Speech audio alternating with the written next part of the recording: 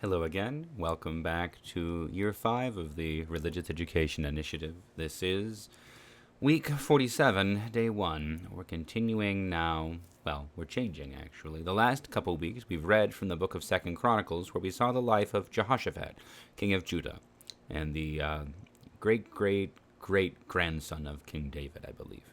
He was righteous, and he was pleasing to the Lord, and the Lord was with him throughout his life, despite some mistakes that he made. The biggest mistake was the alliance that he made by means of the marriage of his son to Athaliah, the daughter of Ahab and Jezebel. So he made an alliance with Ahab. Because of this, his son and his grandson did not follow him in faithfulness, and his son died after reigning for only 8 years, and his grandson was killed after ruling for only 1 year, along with the rest of Ahab's family while he was visiting them in Israel. When he died, Athaliah murdered all the descendants of Jehoshaphat except one, an infant named Joash, who was protected by one of the priests. When he grew older, the priests and army commanders overthrew Athaliah and placed Joash on the throne. He was righteous in his youth and evil during his maturity, and the kings who followed him during the final days of Israel followed the pattern of his life. The final days of Israel, which is to say, Israel, the northern kingdom, is declining, while Judah is having kings who are some bad, some good. Anyway, the kings who followed Joash during the final days of Israel, the northern kingdom, followed the pattern of his life, which is to say, some were better and some were much worse. The worst of all, so far, was Ahaz, who sacrificed one of his children to the demon gods of the nations, who made an alliance with the Assyrians, and who changed the altar of sacrifice in the temple to match the pagan altar of the Assyrians, as we see in 4 Kings chapter 16. When Ahaz died, however, his son Hezekiah succeeded him, and he was righteous in a way that we have not yet seen, even in Judah. This is chapter 18 now of 4th Kingdoms. We're leaving Chronicles behind.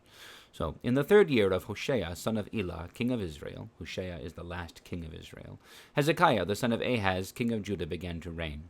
He was 25 years old when he began to reign, and he reigned 29 years in Jerusalem. His mother's name was Abi, the daughter of Zechariah, and he did what was right in the eyes of the Lord, according to all that David his father had done. He removed the high places, and broke the pillars, and cut down the Asherah.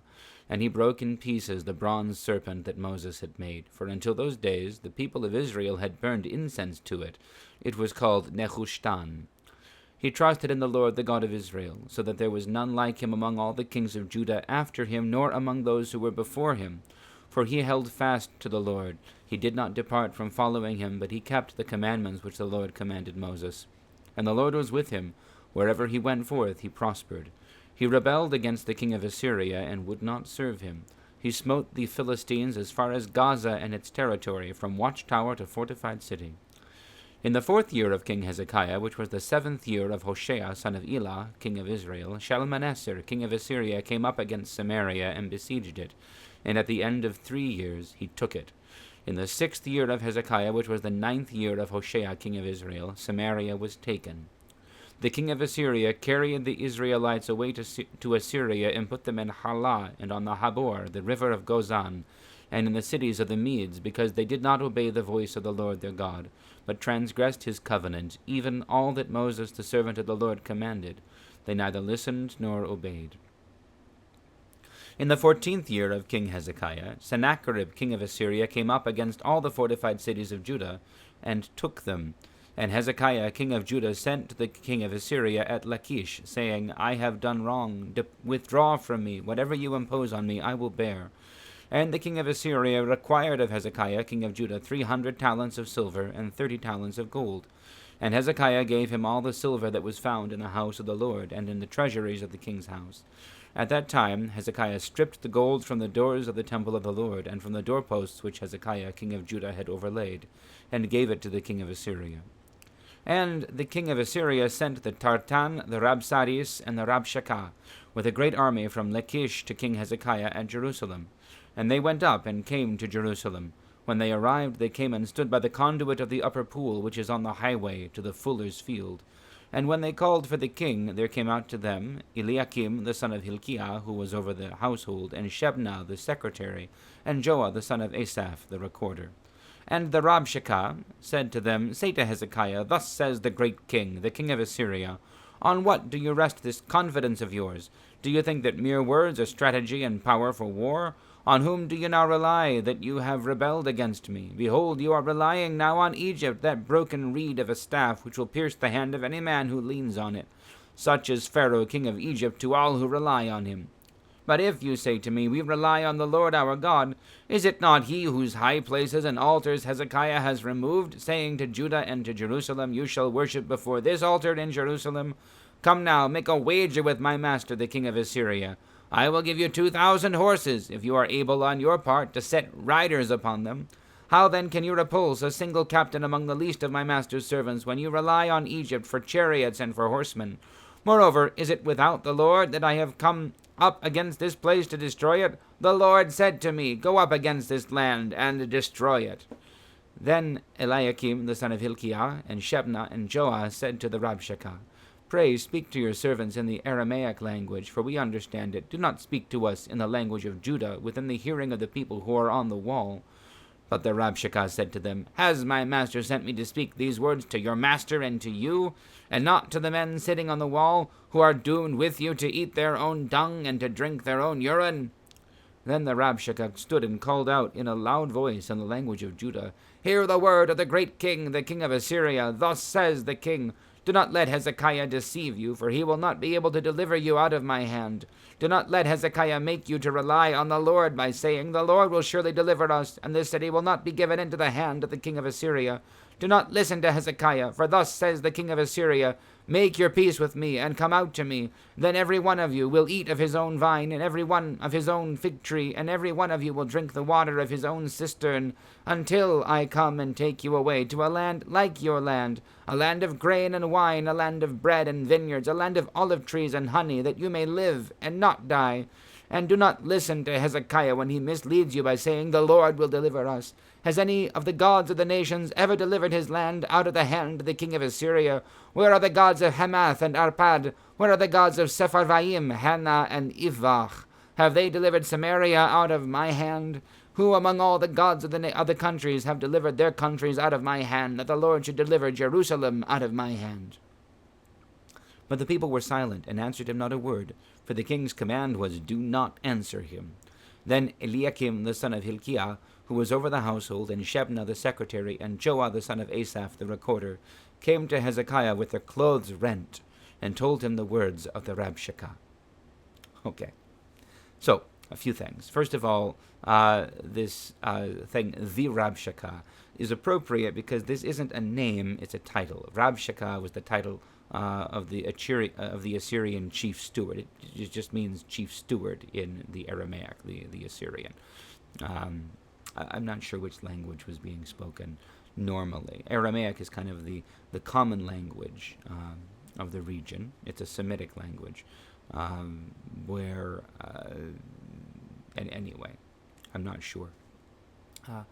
At any rate, so what's happening here?